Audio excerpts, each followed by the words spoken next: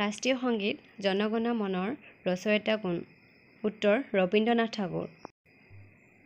ভাৰতৰ প্ৰথম ৰাষ্ট্ৰপতি কোন আছিল? উত্তৰ ডক্টৰ ৰাজেন্দ্ৰ প্ৰসাদ। ভাৰতৰ স্বাধীনতা আন্দোলনৰ নেতা যাক নেতাজী বুলি কোৱা হয় তেওঁ কোন? উত্তৰ সুভাষ চন্দ্ৰ বসু।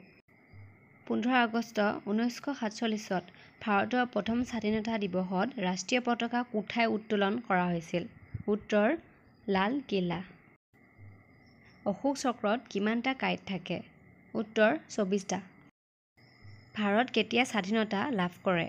উত্তৰ 15 আগষ্ট 1947। ভাৰতৰ প্ৰথম প্ৰধানমন্ত্ৰী কোন আছিল? উত্তৰ জৱাহৰলাল নেহৰু। পূৰ্ণ স্বৰাজ সংকল্প কেতিয়া গ্ৰহণ কৰা হৈছিল? উত্তৰ 1929 চনত। 1947 চনত ভাৰত বিভাজনৰ ফলত কোন দেশ গঠিত হৈছিল? উত্তৰ পাকিস্তান। ভাৰতীয় ৰাষ্ট্ৰীয় পতাকাৰ সবুজ ৰঙে কি সূচায়? উত্তৰ উন্নতি আৰু সমৃদ্ধি। ভাৰতীয় ৰাষ্ট্ৰীয় পতাকাৰ ৰঙে কি সূচায়? উত্তৰ শান্তি আৰু সত্য।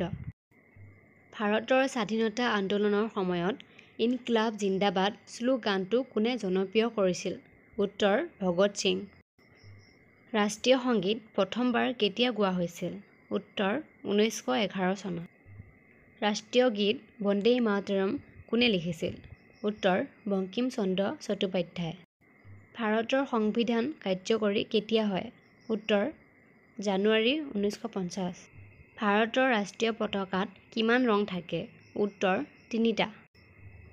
স্বাধীনতা আন্দোলনৰ সৈতে জড়িত অসমীয়া বীৰাংগনাৰ নাম কি? উত্তৰ কনকলতা বৰুৱা। পতাকাৰ মাজত কি থাকে? উত্তৰ অশোক চক্ৰ। মহাত্মা গান্ধীৰ সম্পূৰ্ণ নাম কি? উত্তৰ মোহনদাস কৰমচান্দ গান্ধী। স্বাধীনতাৰ পাছত ভাৰতৰ প্ৰথম উপ-প্ৰধানমন্ত্ৰী কোন আছিল? উত্তৰ বল্লভভাই পেটেল।